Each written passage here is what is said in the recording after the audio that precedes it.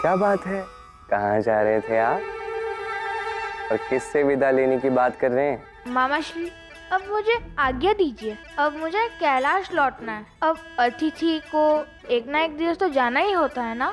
क्यों भांजे, मामा के पास आनंद नहीं मिल रहा? नहीं नहीं मामा श्री, ऐसी कोई बात नहीं है। वो क्या है ना, मैं कई दिवस से कैलाश नहीं गया और वहाँ माता भी मेरी प्रतीक्षा कर रही होंगी, इसीलिए। अब माता का नाम बीच में लाओगे तो मैं तो कुछ कह नहीं सकता, किंतु हाँ ये अवश्य बता सकता हूँ कि मैं क्या कहना चाह रहा था। मेरे विषय में? आपके विषय में एक अत्यंत विशेष बात। कहीं चक्र का कुछ ना पूछ लें, किंतु मुझे तो सब कुछ ज्ञात है अपने विषय में। किंतु ऐसा तो नहीं होता बालकनी। हर एक व्यक्ति अपनी एक पक्ष से सदैव अनभिज्ञ रहता है। कभी कभी हम इस पक्ष को भूल भी जाते हैं। ऐसी ही कुछ विशेष बातें हैं आपके विषय में जो आपको मैं बता सकता हूँ, यदि आप सुनना चाहें। हाँ हाँ अवश्य। ऐसी कौन सी बात है मेरे विषय में जो मुझे ही ज्ञात नहीं? आपके 8 स्वरूप। किंतु मैं तो एक ही हूँ, ये संभव कैसे है मामा श्री? आपके भी 8 स्वरूप हैं।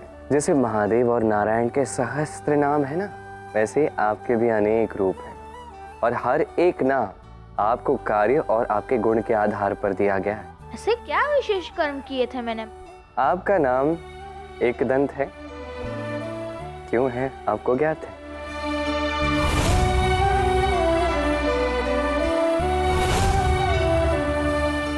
तुम्हें ज्ञात है वक्रतुंड कौन है? नहीं, कौन है वो मामा श्री? एक समय की बात थी, एक असुर था जो अत्यंत भयानक था, मत्सरासुर। मत्सरासुर। उसने कड़ी तपस्या की और कड़ी तपस्या के पश्चात महादेव को प्रसन्न किया। साक्षात महादेव ने उसे एक वर दिया और उस वर को प्राप्त करते ही मत्सरासुर ने 10 दिशाओं में केवल विनाश आरंभ कर दिया। इतना ही नहीं, उसने तो कैलाश पर भी विजय प्राप्त कर ली। अब ऐसे में सारे देवता जो है भयभीत हो गए। उन्होंने महादेव से कहा, हे आराध्य महादेव, आपका पुत्र वक्रतुंड ही उस मत्सरासुर का अंत कर सकता है। तब आप आए बाल गणेश, वक्रतुंड के रूप में। अपनी सूंड का उपयोग आपने किया एक शस्त्र की भांति और उस मत्सरासुर को पराजित कर दिया। क्या मैंने ऐसा किया था? और केवल इतना ही नहीं, आप तो गजानन भी हैं। ये उस समय की बात है जब कुबेर को अपने धन और ऐश्वर्य पे अत्यंत अभिमान हो गया था। तो कुबेर ने क्या किया? कुबेर आए महादेव पार्वती के पास कैलाश में उनसे भेंट करने और उन्हें आमंत्रित किया भोज के लिए। अब ऐसे में महादेव जो थे वो गहन तपस्या में लीन थे। अब ऐसे में वो वहां कैसे जा सकते थे? तो माता पार्वती ने महादेव के स्थान पर आपको भेज दिया कुबेर के उस महल में भोज करने के लिए। अब वहां जाकर क्या थे, आपको हुआ क्या? वहां पे अनेक व्यंजन थे, स्वादिष्ट स्वादिष्ट, एक से बढ़कर एक व्यंजन, और आप वो सभी व्यंजन खा गए। तत्पश्चात आपको ज्ञात है आपने क्या किया? क्या? आपने उस महल में देखा और जितने भी अमूल्य रत्न, अमूल्य आभूषण, अमूल्य वस्तुएं थी, आप वो सभी खा गए। तत्पश्चात भी आपकी भूख जो थी वो शांति नहीं हुई। आपने कुबेर को एक अत्यंत श्रेष्ठ पाठ पढ़ाया कि कुबेर, अहंकार से मुझे जो कुछ भी खिलाओगे, जितना भी खिलाओगे, मेरी भूख शांत नहीं होगी। मैं तुम्हें और तुम्हारे समस्त राज्य को भी खा लूंगा। तो कुबेर भयभीत हो गए और उन्हें अपनी भूल का आभास हुआ और तभी वो महादेव के पास गए और अपने अहंकार के लिए उन्होंने क्षमा भी मांगी। क्या मैंने ये विशेष कार्य किया था? आपने तो ऐसे अनेक कार्य किए हैं और ऐसे बड़े बड़े कार्य करके आप भूल भी जाते हैं, और इसलिए आपका नाम लंबोदर भी रखा गया है। एक असुर था, क्रोधासुर। वो अत्यंत क्रोध में आ गया और क्रोध में आके समस्त संसार में विध्वंस मचाने का प्रयास किया। तब आप आए लंबोदर के रूप में एक मूषक की सवारी करते हुए। आपने उस क्रोधासुर को परास्त किया और उसे बंदी बना के सभी देवताओं के समक्ष प्रस्तुत भी किया। मामा श्री, क्या मैंने क्रोधासुर का भी अंत किया था? हाँ हाँ, और नहीं तो क्या। आपके लिए तो क्रोध को वश में करना बड़ी सरल बात है, और आपको तो वैसे भी क्रोध कभी आता नहीं। विघ्नराज, ये भी आपका एक नाम है। क्या इसकी कथा सुनना चाहेंगे? हाँ हाँ, सुनाइए ना मामा श्री। आपने ममतासुर और सभी असुरों को पराजित कर दिया, और ऐसा करके आपने ना केवल देवताओं की अपितु तीनों लोकों की रक्षा की थी बालगणेश। क्या मैं इतना शक्तिशाली हूँ? ये सब आप सत्य कह रहे हैं ना? और नहीं तो क्या, इसलिए तुम्हें तुम्हारी शक्तियों का आभास करवा रहा हूं। तुम्हें समझना चाहिए कि तुम कितने अधिक शक्तिशाली हो बालगणेश। अब तुम्हारा एक और नाम है, विकट। एक बार एक असुर था, कामासुर।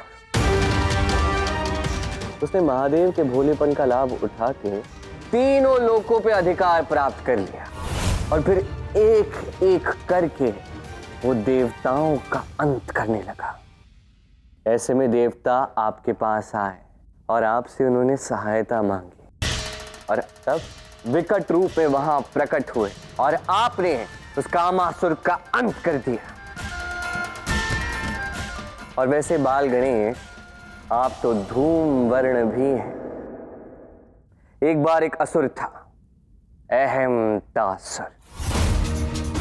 अत्यंत अहंकारी था, अत्यंत शक्तिशाली था, और उसके पास तो एक विशाल सेना थी। वो अपनी शक्ति से, अपनी सेना से चारों ओर केवल विनाश कर रहा था। उसने तीनों लोकों में विध्वंस मचा दिया था। तब इस सृष्टि की रक्षा के लिए सभी देवता नारायण और महादेव के पास पहुंचे। उनसे निवेदन किया, कृपा करके गणेश मंत्र का आवाहन कीजिए। तत्पश्चात आपको ज्ञात है क्या हुआ? क्या? आप वहां प्रकट हुए धूम्रवर्ण रूप में। क्षण भर में आपने समस्त सेना को लुप्त कर दिया,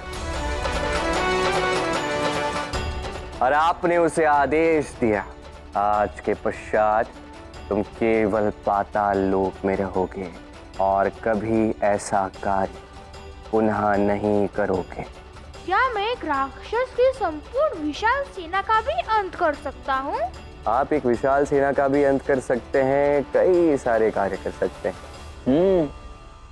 अभी तो एक और विशेष बात है आपकी, एक अत्यंत विशेष रूप है आपका, जो मुझे अत्यंत प्रिय है।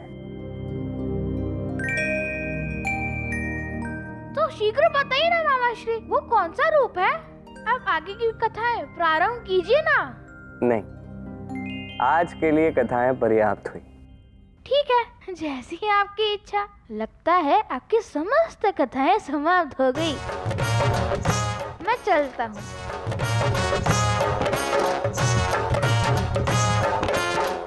कान्हा, बाल गणेश को सारी कथाएं सुनाकर विदाई कर देते ना। कितना अधिक मन था उनका कैलाश प्रस्थान करने का। नहीं, मैं देखना चाहता था कि बाल गणेश को अपने 7 स्वरूपों पे विश्वास है भी या नहीं। अन्यथा इन 7 कथाओं की भांति ये कथा भी तो ऐसे ही व्यर्थ चली जाती। मैं चाहता हूँ कि बाल गणेश अपने इन 7 रूपों को आत्मसात कर लें, क्योंकि पार्वती और राधा के इस हट के कारण अब मोहासुर द्वारका आने वाला है, और उसे गणेश को ही पराजित करना होगा। और यदि मोहासुर को परास्त करना है तो बाल गणेश को सर्वप्रथम अपनी शक्तियों का बोध होना चाहिए, अपनी इन शक्तियों पर विश्वास उसे होना चाहिए।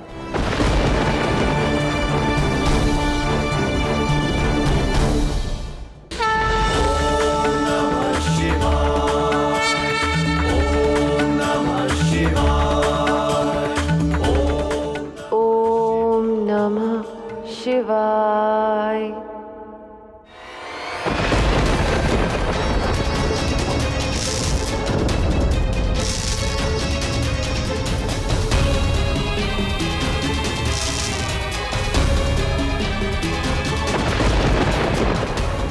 अंततः वो यहाँ ही है।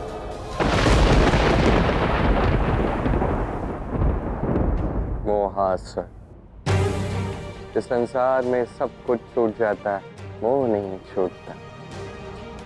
और इसलिए ये मोहासुर इस संसार का सबसे शक्तिशाली दैत्य है। इस संसार की महान से महान शक्तियां भी इस मोह से बच नहीं पाए। राधा, प्रेम की देवी, बहन पार्वती, दोनों गणेश के मोह में है। गणेश में तो जैसे मेरे प्राण ही बस गए।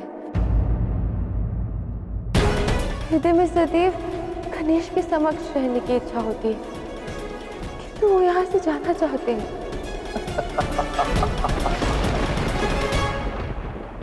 ओह, कोई यहाँ द्वारिका में भी है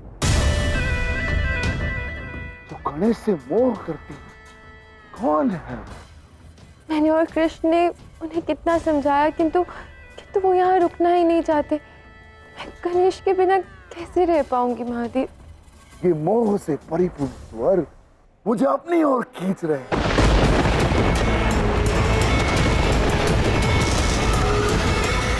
क्रोध, ईर्ष्या, वासना, इनसे लड़ना फिर भी सरल है। पता नहीं राधा मोहासुर से कैसे लड़ेगी।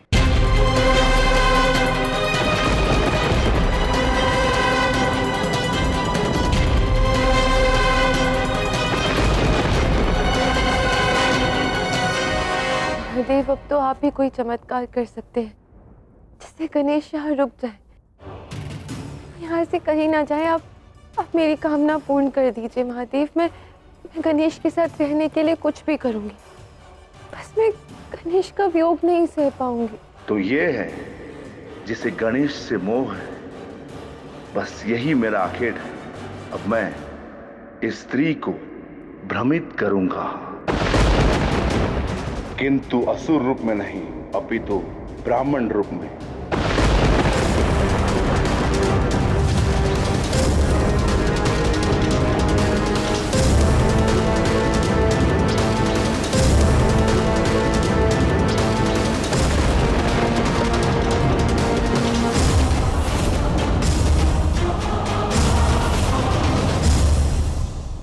तथास्तु देवी, तथास्तु।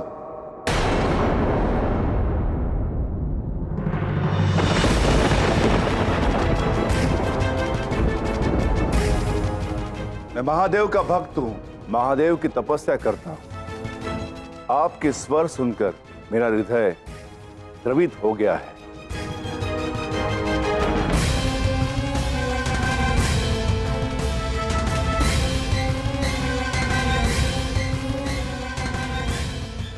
तपस्वी, आपको आज से पूर्व कभी द्वारका में नहीं देखा। क्या नाम है आपका? नाम का त्याग किया, इसलिए सन्यासी बना हो देवी। अब तो एकमात्र ब्राह्मण तपस्वी हूं। मैंने कैलाश में घोर तपस्या की है, जिस कारण मुझे अनेक सिद्धियां प्राप्त है। आप चिंता ना करें, मैं आपकी सहायता करूंगा। क्या ऐसा हो सकता है कि गणेश कैलाश जाए ही ना? मैं चाहती हूँ कि वो यहीं मेरे साथ रहे। हाँ, क्यों नहीं, किंतु इसके लिए मुझे गणेश से भेंट करनी होगी। और वैसे भी मैंने गणेश के विषय में बहुत सुन रखा है। उनके दर्शन तो मैं भी करना चाहता हूं।